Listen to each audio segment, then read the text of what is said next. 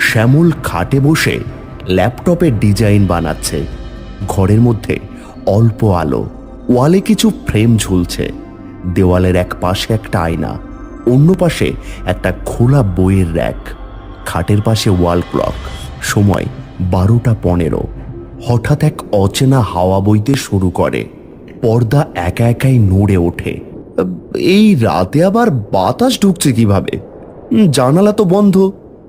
সে উঠে গিয়ে জানলার কাছে যায়, কিন্তু জানালা ঠিকঠাক বন্ধ। হঠাৎ আয়নার পাশে একটা ছায়ামূর্তি যেন 1 সেকেন্ডের জন্য দেখা যায়।